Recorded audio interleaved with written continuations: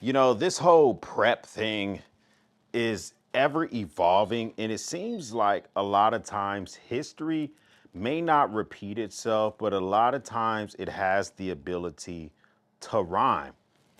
There are things that are almost impossible for me to prep for, and I kind of come to the reality like it is what it is. So chill with me as I go through, do a little bit of cleaning up of the man cave. You may hear random yelling. My kids are just discovered Spider-Man 2 on PlayStation 5. So there's a lot of excitement about that. I do a lot of prep for my family of 7. I'm always thinking about stuff that I can or cannot control.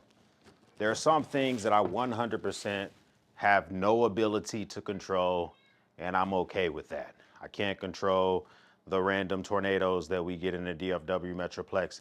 Although they're more rare than like the Bible Belt, still, we get those every now and again. About every 2 or 3 years, we get a freeze here in the city that just completely shuts us down. Can't control the freeze, but I can prepare for the aftermath. The looting that happens every now and again, I can remember. It's probably been closer to 6 or 7 years, but 5 Dallas police officers shot downtown Dallas, and the uproar behind that, and the Botham Jean shooting and murder, the uproar behind that. Just that type of stuff I can't control, but I can compare. I can prepare for what may happen thereafter. Natural disasters like I lived in North Carolina, such as the hurricanes, the stupid humidity, power outages. Power stations are underneath this workbench charging as we speak. Got one behind me charging, always ready to go for stuff like that. But there's prep, seeing with the Savannah Guthrie case, that you just can't prepare for. I'm not locking away my kids, my grandparents, my aunts, uncles, myself, and not living life because of the possibility of a dirtbag being a dirtbag. That makes a tough reality to face because at the end of the day, they are asking reportedly $6 million to get her back, her mother back. And let's just say for scale, people are able to ask your family for the same type of things, whether it's a terror network, a lone wolves, whoever. That seems to be more of a viability, more of a possibility. I mean, I just saw today on the news in Italy where literally an armored vehicle heist took place in broad daylight.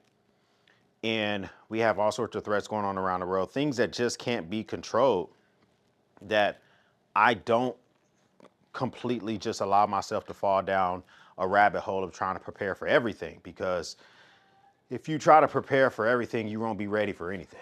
And so I just focus on things that I can do. Let's talk about some stuff that you are able to think about doing in your house, your life, and components of my prep and my everyday carry that I use all of the time. One thing you see surrounded by me a lot is clutter. I actually kind of like organized chaos. I'm a maximalist, so I am that type of person.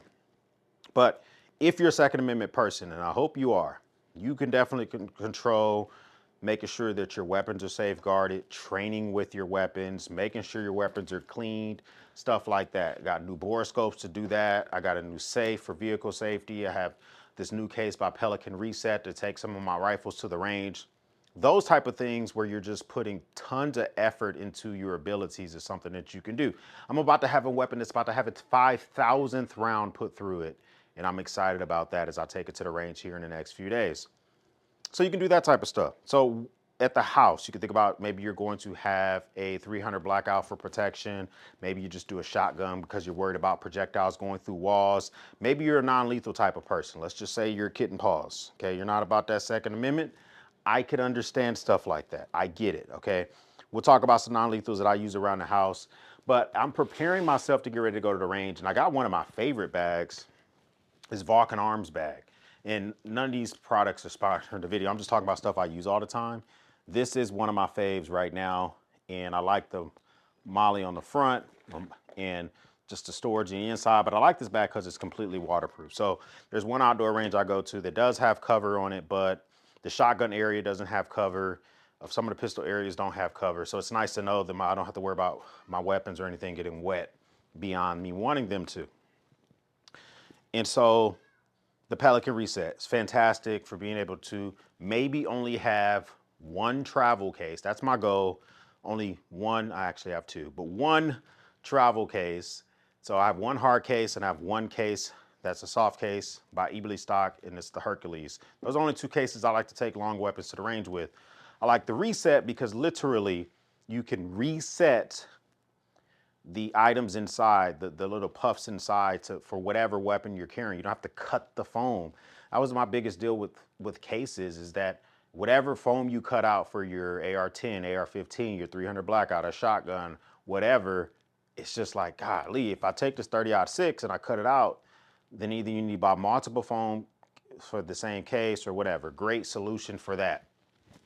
But the prep aspect of it, I can't do too much to do any type of prep for the worst case scenario of a kidnapping, okay?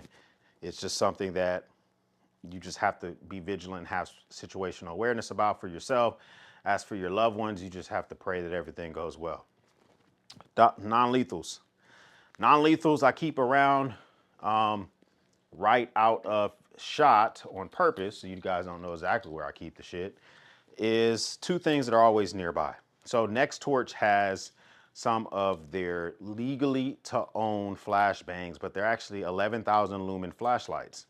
And you take these things and you can actually set the lumen output and you can set the decibel output.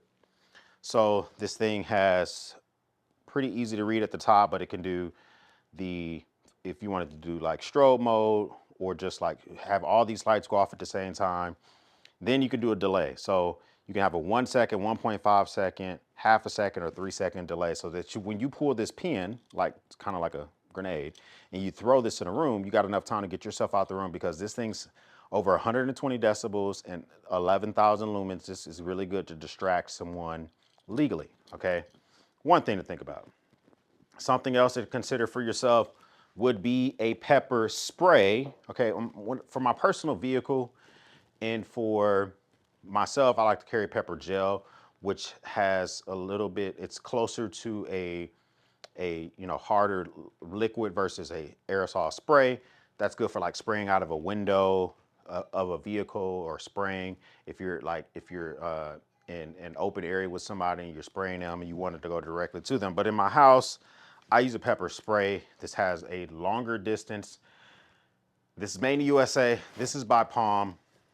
I only use two different brands when it comes to pepper gels and pepper sprays, Palm and Saber. So this one here I like because it has, same thing here. You pull it right here and then you take it and it's easy. Just flip this orange thing down, pull the trigger, and this thing is ready to spray. So that way, if I want to use this to help my family get out of a situation, Mrs. X knows how to use this. My 11-year-old knows how to use this, and she knows how to use the flashbang. That way they can use non-lethals even as an 11-year-old, even as a 17-year-old.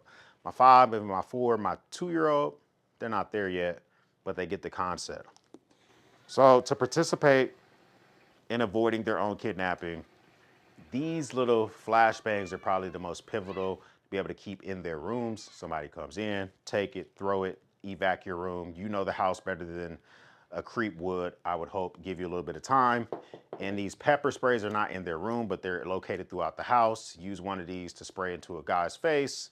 Hopefully give you enough time to escape the house. So we got a couple of things for you. I'll link those up down below. Super useful to be able to grab those if you need them.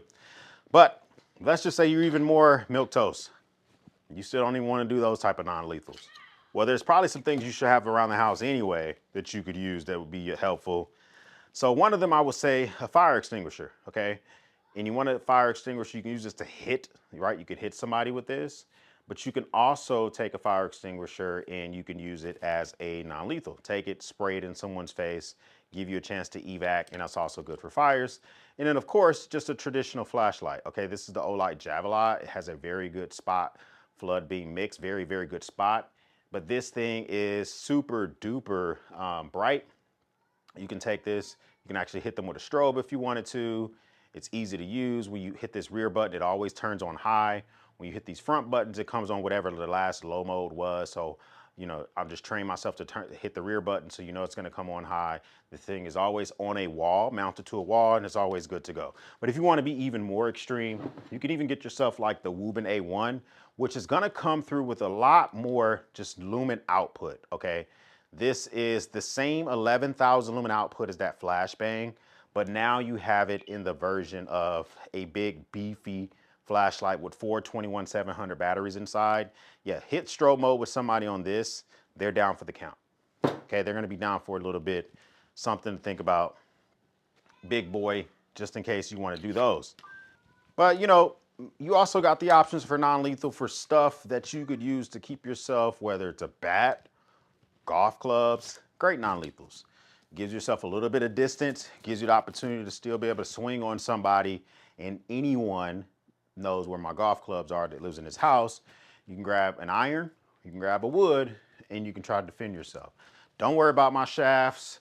I'll get those taken care of if any of that stuff was damaged. So all those different mechanisms for fighting inside the house.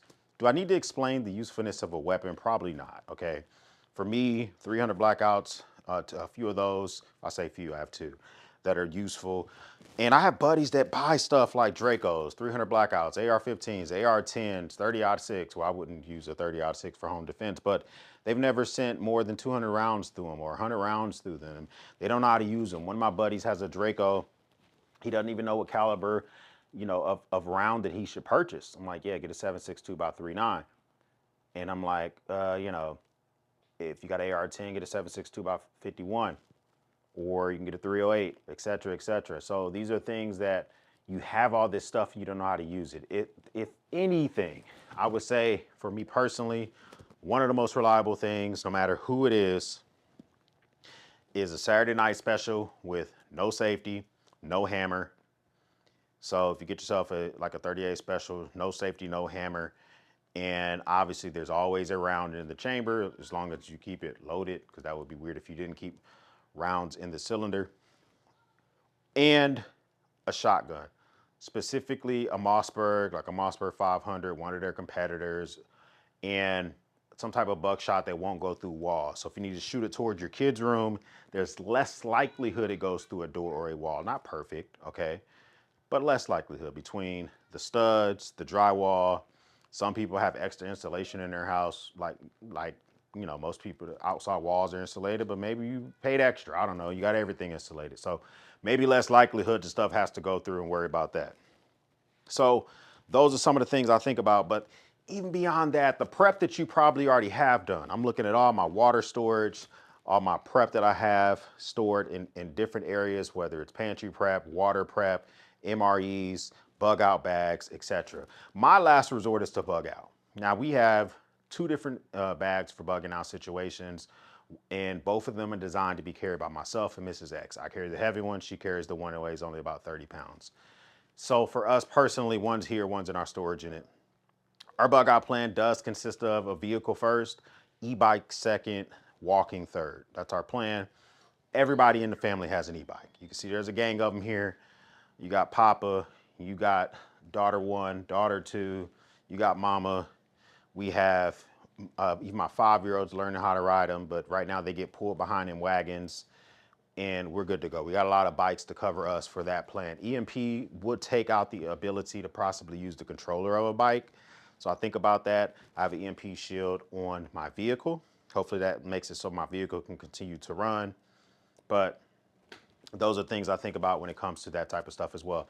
Plan on bugging in with the worst case scenario. So of course, most of us do have ouchie boo-boo kits, but if you're able to either DIY or purchase a trauma kit. You can purchase a trauma kit similar to something like this from like Urban Medical Gear. This one I have here is actually DIY, so that I know exactly what's in it, whether it's Israeli bandages or some type of medicines or whatever I might need with Leatherman Raptor tools so I can cut clothing or whatever. Ouchie Boo Boo kits are located everywhere, but if I were to be shot or I were to shoot an assailant, even though it's an assailant, I will probably still want to render aid because that's just the type of person I am. But everybody's going to be a little bit different. Ouchie Boo Boo kits, all that type of stuff. Very important. Bug in is important for me as well. This is the Pelican 4-person survival kit. This is one of my kits that allows for us to survive for a minimum of 3 days with all the food and water we would need if we were somewhere else. So I don't need that kit here. I mean, I have 3 days of survival stuff around the house. That kit is really for when we go, I'll put that in my truck. If we're going to someone's house and we may get stuck there. For instance, we're going to like my grandmother-in-law's house in East Texas around like the holidays. Let's say we get snowed in out there. So you don't have shit prepped, okay? So that type of thing would be in my truck just in case we needed it. So we would have something to have the ability for bugging in. Bug out situations, you can think about those. We have a bug out plan. We have a comms plan when it comes to satellite devices with Garmin and the ability to communicate with my mother and family in either Tennessee or Ohio. Bugging out for us is probably only going to be a few hours. If it's complete civil unrest, there is no, I mean, Walking Dead type shit. You're not taking luggage. You're not taking any of that shit. You're taking melee type weapons and you're taking guns until you run out of ammo. So I'm not really worried about that too much, but prep. Just seeing the stuff going on with Savannah Guthrie, seeing what stuff is going on, and I'm always checking my gear. Don't be the guy who copies and pastes what you see some YouTuber doing on the internet, whether somebody like me, or, you know, if you see somebody that's showing you some prep type stuff, you go out, you buy the same stuff, and you don't even do any maintenance. For instance, you go get yourself a dope ass knife, which this is one of my favorite by Olive Knife Company. This one's made of tungsten carbines. It's not even a steel. And I literally have not sharpened this knife in the 2 years that I've owned it. Still razor sharp. When it's time to sharpen it, I'm sending it back to the country. I don't know if my stones can sharpen this. I don't even get, it's crazy, crazy sharp. But because I know my tools, because I know my weapons, I know that I cannot mallet with this type of knife. It's not made for that, right? So I have, you know, stuff from Montana Knife Company, from Gerber, from Benchmade that are designed to be malleted for splitting logs and splitting wood and stuff like that. That doesn't mean you need to go out and always get the best that you see. AUSA can be fine if you know how to sharpen it and how to use it and around water, this, that, and the third. D2 can be fine if you know the limitations of it, then how easy it can be to sharpen. You can get yourself a Magna Cut, you can get yourself some 20 CV blade steel, or the brand of the prep food that you buy, or the type of bag that you own don't necessarily matter versus you knowing how to use the shit and making sure it's charged. For instance, this Woven A1 that I talked about, this thing has the worst standby time of most any flashlight that I own, because there is this little light, you can't see it, but there's a light on the power switch that's always blinking blue, just very slightly. And that little blue blinking light will drain this flashlight. It may take a month, may take 2 months, but that little blue blinking light will drain the flashlight. So I have to check this at least every other month. That way I know it's charged. So make sure you know how to use your shit, okay? Comment down below, what do you think about the possible escalation as we see different things going on when it comes to prep, when it comes to just lone wolves, terror groups, people asking for $6 million via I think Bitcoin or crypto. That's pretty crazy to me. It's pretty freaking crazy. So I thought I would have a talk as I get ready to repair this e-bike that's not necessarily ready for prime time for one of our trails that we have designed for evacing. Got to replace the rotor. I have to remount the front brake. I also need to upgrade the crankset. There's a lot of stuff going on with this bike, but I would love to know what your comments down below. First time stopping by, hit the subscribe button. I would love to have you part of the battalion. If this is not your first time stopping by, well, thank you once again for watching me run my grape. For everyone else, we'll speak soon.